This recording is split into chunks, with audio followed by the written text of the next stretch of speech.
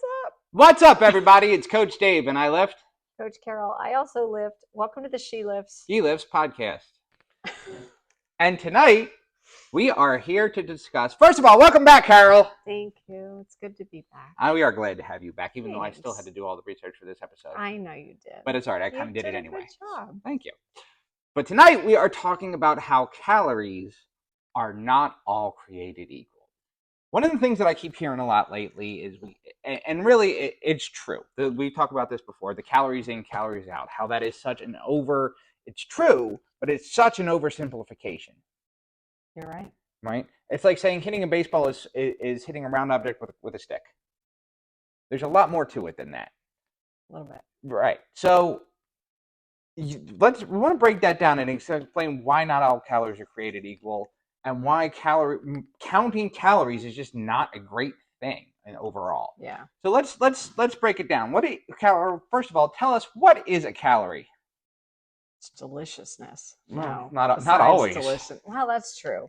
So a calorie, according to Dave's spectacular research and his trusted sources, is a measure of energy. A small calories estimate the amount of energy required to raise the temperature of exactly 1 gram of water by 1 degree Celsius at 1 atmospheric pressure.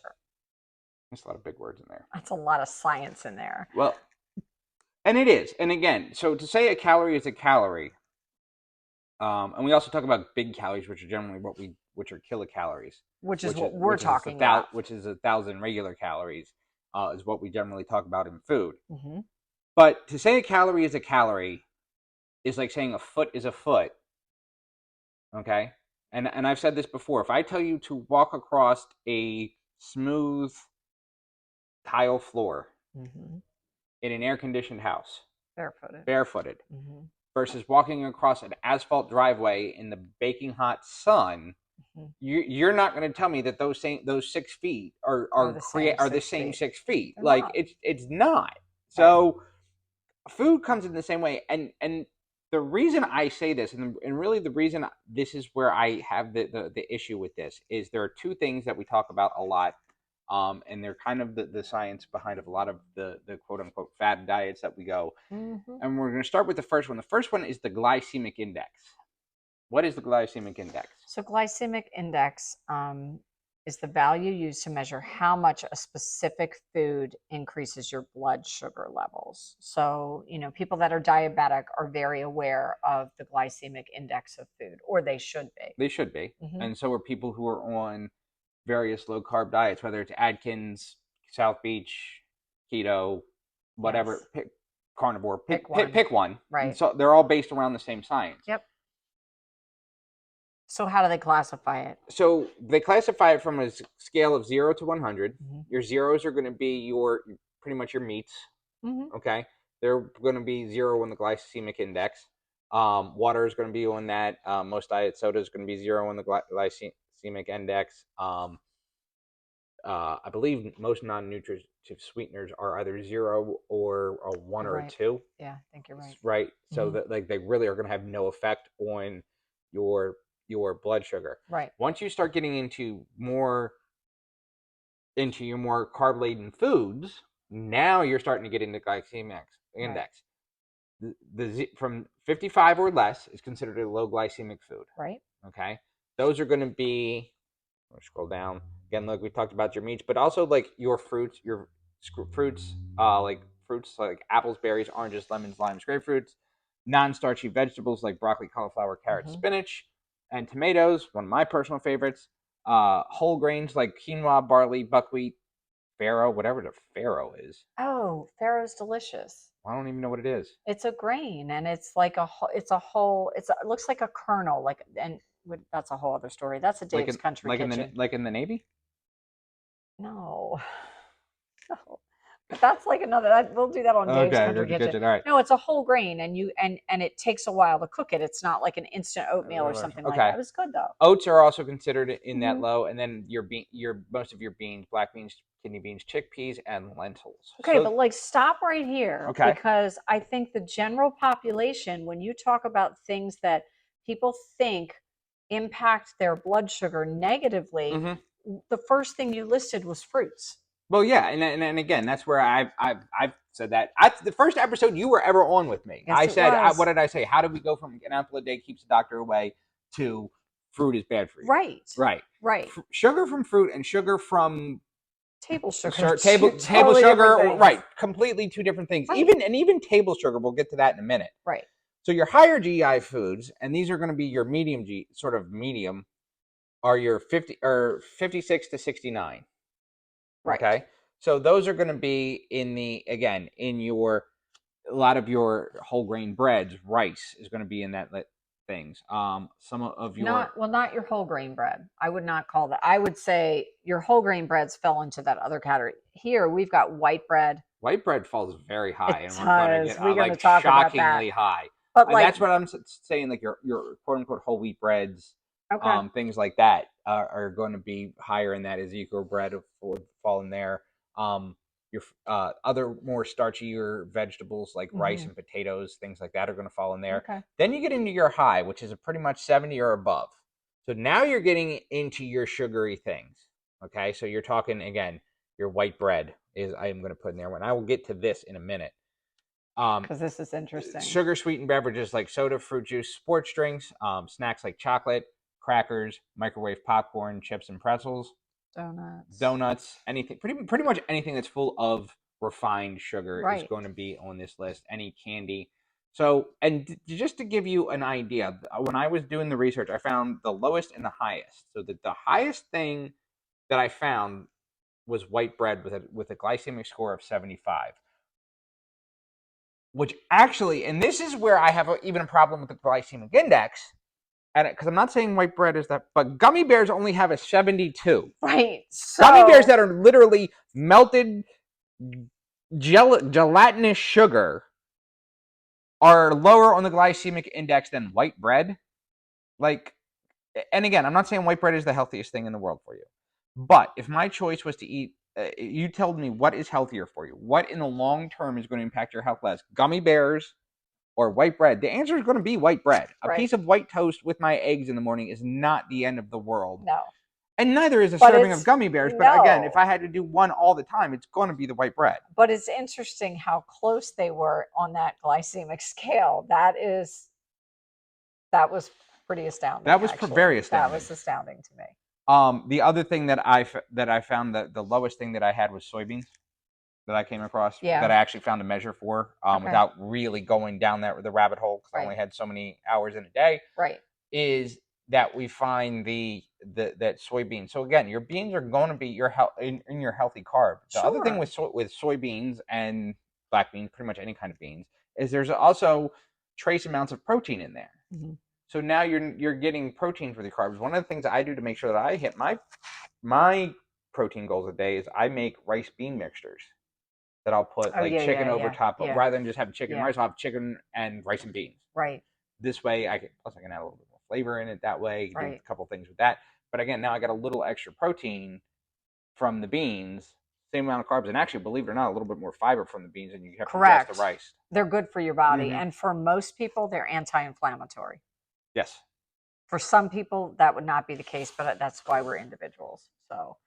So in looking at this, glycemic index tells part of the story, but it doesn't tell you exactly how high your blood sugar could go when you eat those foods. To understand food's complete effect, you need to know both how quickly it makes glucose enter the bloodstream and how much glucose per serving it can deliver. And this, again, we're getting into the science behind what happens in our bodies. So there's a separate measure called the glycemic load, which does both. It gives you a little more accurate picture of a food's real life impact on your blood sugar. So, like, people have this misnomer about watermelon. If you say, to most of the average people, oh, watermelon, it's all sugar. And it's not really, it's mostly water. But anyway, Hence the term watermelon. but people, I have had a couple of diabetic clients that are like, I can't eat watermelon. And I'm like, you do realize that you can eat watermelon. Now, can you eat a whole watermelon as a diabetic? Probably not a good idea. Let me ask you this: can you eat a whole watermelon? Period. Like, is You there a have- person that could actually eat a whole I watermelon? have been known to eat a sugar baby watermelon, and yes, So 100%. a small watermelon. Yes, eat it. So that's me. But anyway, Watermelon has a high glycemic index of 80, but a serving of watermelon has so little carbohydrate in it that the glycemic load is only 5. So, that's a bigger part. I know, right? It's a bigger part of the picture. It's a little hard to understand. And that's going to get to the point that I'm always making. So, but it makes the point that I'm always saying. Yeah. That you can't rate food as good and bad. No. If you the idea of calorie counting, macro counting is a little bit better to some extent, but to the sort of the what is good and what is healthy and what isn't. Right. To some extent, like there's some gray area, but watermelon's one of those things. You never saw a fat guy and said he eats too much watermelon. I'm sorry. I can't even continue now on the show. But anyway, I've never even thought that or said that ever in my life, but okay. But I'm serious. But okay, so when you're looking at things, it's a little more complex. That's why this whole show is about, like, a calorie is not a calorie. Like, it is different. So when you take the glycemic index, which is the amount of carbohydrates per serving into account, and the glycemic load highlights what nutritionists have known for a really long time. How, like, high or low glycemic index does not equate to healthy or unhealthy foods. Most fruits, for instance, have that high GI, glycemic index, but the glycemic load is actually low. Especially when you get into your more exotic fruits, mangoes, pineapples, your tropical fruits, right, or your berries. I mean, berries, I believe, were low on the low, considered on the low. They are, a lot of low, yeah, but like, people vilify fruit, and you have to look at it and go, it's really not. I eat blueberries almost every day.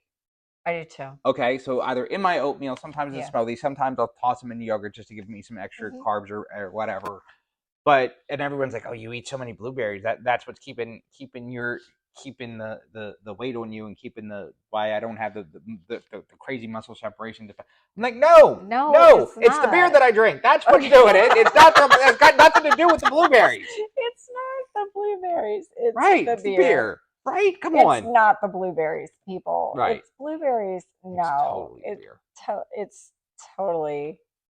I don't know. Mine might be the other snacks that I eat. I mean, we all have our vice, but the next thing that again, if you talk about calories, what macro we know what our macros are: your fats, your carbs, your protein. Right.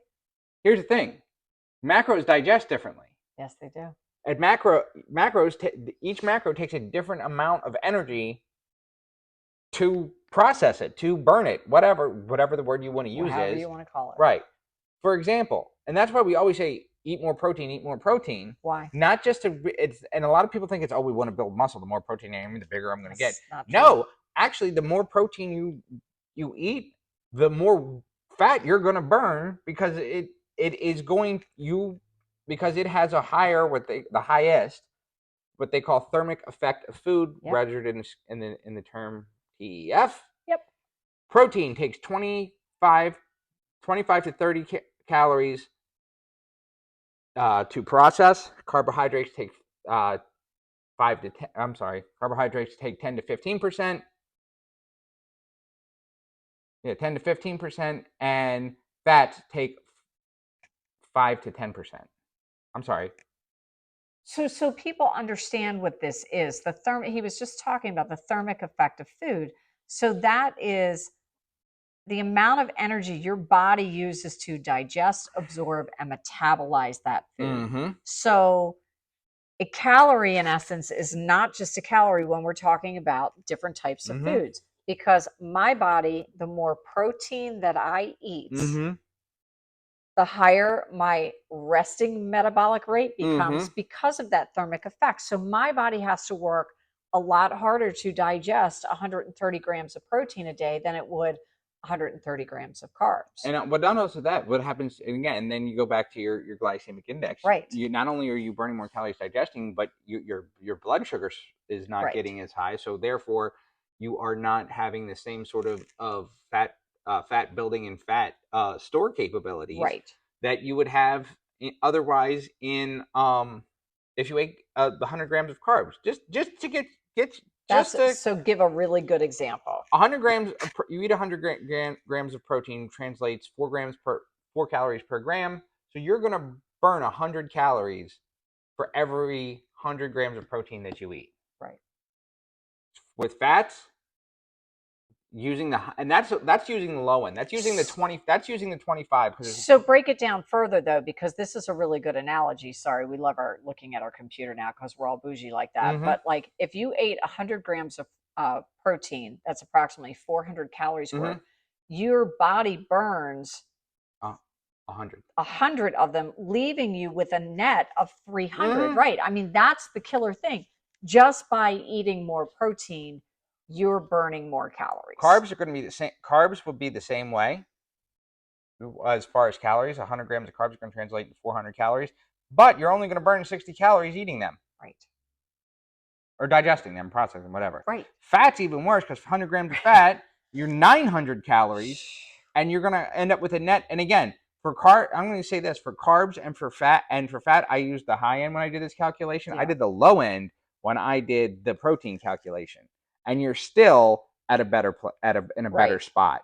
So Right. that's 810 calories worth, or 90 calories that you burned with a net of 810 In fact. in fat. Yeah. And we're not saying the fat is bad for you Right. either I'm because not. I'm just we've saying had because that again, you conversation. need a certain amount of Right. healthy fats for hormone production. For it can help you with your vision, Right. cognitive abilities. A lot of your soft organ function. Your organ function has to do with fat metabolism. Yep. So there's a lot of benefits to healthy fat. You just got to keep. Again, that doesn't mean you can eat 5 avocados a day. No. Well, you can do whatever you want, but it I would mean, be a terrible idea, you right? should eat 5 cows. I mean, you shouldn't eat 5 cows. Should not. Right. But when we were talking before the show, like we always do, like that brain dump and exchange the ideas. Um, we talked about the fact that there are people out there that have tested, the theory about calories and quote unquote diets. So, like, if you were to consume a diet of pure junk food, which someone did, Mm-hmm. literal candy. We always pick on Oreos because they're delicious in life, right? But like, if you did Oreos and candy and whatever, and you ate 1,200 calories worth of junk food a day, and you ate 1,200 calories, conversely, with just protein and healthier foods. Let's take carbs out of it completely on that example. You just say Just chicken say breast and protein, broccoli. right? You ate chicken breast and broccoli, 1,200 calories worth. The bottom line is you can't at that point. Do people lose weight equally? Absolutely not. There's They're no possible way. The other part of that. Well, again, 1,200 calories of broccoli and chicken breast is a versus shit sugar. ton of Right. broccoli and chicken breast. Right. I'm gonna say you would be more full, more satiated, and you probably have a harder time eating it. I wouldn't I doubt mean, that. I mean, when I would almost. if you were only eating those two things, but like the bottom line is then that proves that a calorie in essence is not just it's not calories aren't equal. They're not. No. On a sugar diet, you're God knows what it does inside to your body. You would be a wreck. You would not be Your insulin levels and all the things. I'm not sure sure. necessarily would do how much organ damage it would do. I don't know, but you'd be starving too because you That's the would other thing. It's because you were constantly eating such a small volume of food. right. I did way back in before we did it. Someone asked a question on one of our social media pages, and I answered it. And I used Swedish fish and chicken breast as the example. And a serving of Swedish fish was like 5 pieces of Swedish fish, and that was in the regular size box that you would get if you were checking out at the grocery store. Okay. Okay, and I can't remember even how many servings were in it. Versus that same amount in grams of chicken breast, and the amount of protein, not only the amount of protein, but the volume Right. was a little bit bigger, especially as we started getting into a more substantial volume of chicken. You can eat a chicken salad sandwich on 647 bread for the same amount of calories that like 5 pieces of Swedish fish would be. Which is insane. And again, those are just that's including a little bit of healthy fat in your mayonnaise, and a little bit, and I believe when I came up with that example, I used 647 bread, which is your high fiber bread. Love that stuff. Absolutely. So the bottom I line made French is toast with it. you had their bagels. The Bagels still were kind of. First of all, I'm not a big bagel fan to begin with. Okay, then you probably wouldn't. Yeah, You like know what if I I'm like getting about them? what? 20 grams of fiber. Well, yeah, 20. If you only need to get 25 to 30 grams of fiber in a day and you eat a bagel in the morning that has 20, congratulations. You will meet your fiber goal for the day. I've just never. Usually, if I'm getting a bagel, I'm getting like a blueberry bagel or something like that. Okay. It's I don't know. not We worth eat it them to all the me. time, but what's the big takeaway? My big takeaway is this: is calorie counting, macro counting, and again, I'm not even going to get into it though, but I've said it before. You can't accurately track your calories in or out because there's no really good, accurate way to track that. But my big takeaway from this particular subject is at the end of the day, what are we here for? Are we here to be bodybuilders and athletes? If that's the case, then calorie counting and tracking and everything is then. Or are we here to have a happier and healthier life? Yep. And if that's the case, the focus should be on what we're eating and not Correct. how much, not this measure and that measure and how many calories of this and that and the other thing. Yep. I've said this before, and I believe this is actually the comment that sparked the question before, was when I have a brand new client and one of the first things, I don't know how many calories I should be eating. You're telling me 9 times out of 10 that I want to eat XYZ junk food and I want to know how I can make that fit into my day. Interesting. 9 times out of 10. Okay. Okay. Now, not everyone, but I'm going to say 90% of the time that is the case. The other 10% is usually my underweight people who tell me I don't know how many calories I need to be eating to gain weight. But most of the time, when you're trying to fit some, one of the takeaway, my other big takeaway with this is you've said it, Laura said it, Cameron has said it. We want to focus on the things that we're adding in, Sure, not the things that we're taking away. Mm-hmm. At the end of the day, you have to understand that there were some things that got you to this place in the first place. Right. That you're here watching the She Lifts, He Lifts podcast, that you're looking for healthy recipes on Coach Dave Country Kitchen, Sure. that you're calling Love Yourself Health Coaching, that you're signing up with Rockstar Fitness or your local gym, that there's some things that got you here that need to get eliminated. Yeah. Okay. Completely eliminated? No. Drastically modified? Yes. Mm-hmm. Okay. There needs to be lifestyle changes. And I think before we start counting calories and before we start measuring macros, we need to look at the quality of food that we're eating. And I'm not saying we have to go down the whole organic rabbit hole. No, we've talked about that. I'm not saying we have to read every nutrition label but we have to use some common sense. Yep. We have to understand that the calories that we take in, we will never truly be able to measure. The other part of that is we always talk about whole food, eating more whole foods. Mm-hmm. Guess what? Unless you're going to measure every ounce of food that you buy, which first of all, there ain't a single one of us. I don't care how, unless you are Amish, and there are some of them up the street. Unless you're the Amish that are truly eating whole foods 100% of the time, and I'll bet you even they don't do it. No, you're correct.